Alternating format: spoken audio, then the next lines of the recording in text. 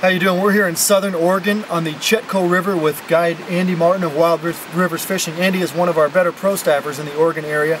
Interesting thing enough today, we don't just have one kind of cure, we have 3 different kind of cure today. Why do you do that? Is it necessary?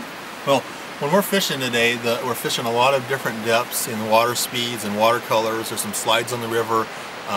We go from where the river here has a couple feet of visibility to when we get down below it only have a foot of visibility.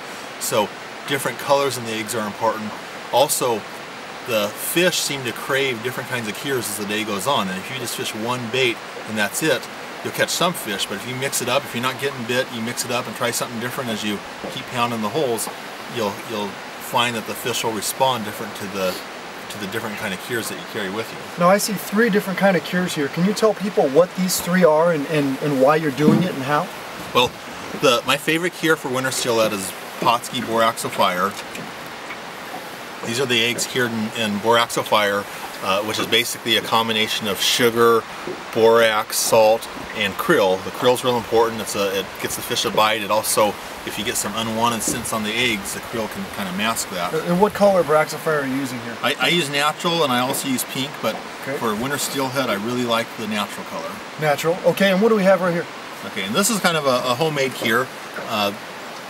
This is a combination of sugar, jello, this is raspberry jello, and borax. This is a wetter egg. Just sometimes this is like steelhead candy when the other stuff isn't working, and other times the steelhead don't want to touch it, but it's always something that we have in our arsenal.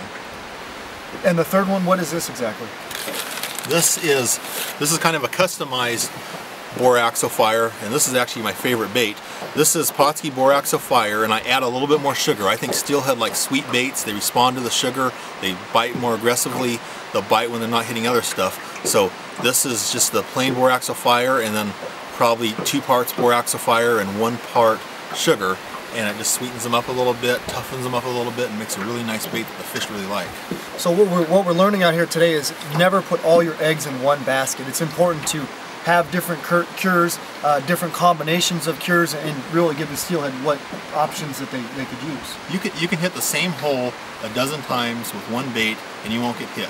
You go down a couple of times and all of a sudden you change to a different bait and put it out there, like say the jello or say the plain BorX fire or the sweeter bait, and all of a sudden the fish respond to it and you get a hookup, and then all of a sudden everybody's getting hookups. But it's that bait that seems to get them going, changing it, trying something different. And this can really be applied anywhere in the United States, not just Southern Oregon, right? Yeah, and this is something, I first started doing it in Alaska, fishing for silvers on the Kenai. I do it for fall kings and then for steelhead, and from Washington clear down in California, I'm having a variety of baits with you, different cures, and mixing it up. Right here on our egg tray today, we have the 3 different kinds of baits, and we're just every cast changing it up until all of a sudden we get hit, and then we're sticking to the bait that seems to be working the best. We'll be back with more from the Chetco River here just out of Brookings, Oregon. One of the great things about Pautzke's BorX fire is it makes the most natural looking egg that you can get. If you look at these eggs close, they're all eyed. They have a little bit of different color in the middle of it.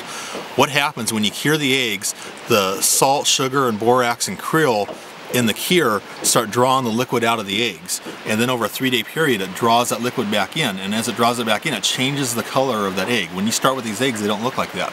When this drifts down the river, just a little tiny cluster of it, the steelhead sees that and it thinks, oh boy, look, there's a fertilized egg that just popped out of the gravel, it's floating down, it's lunchtime, and it grabs it. And Pautzke's BorX fire makes the most natural looking egg in the water of any cure that you can use.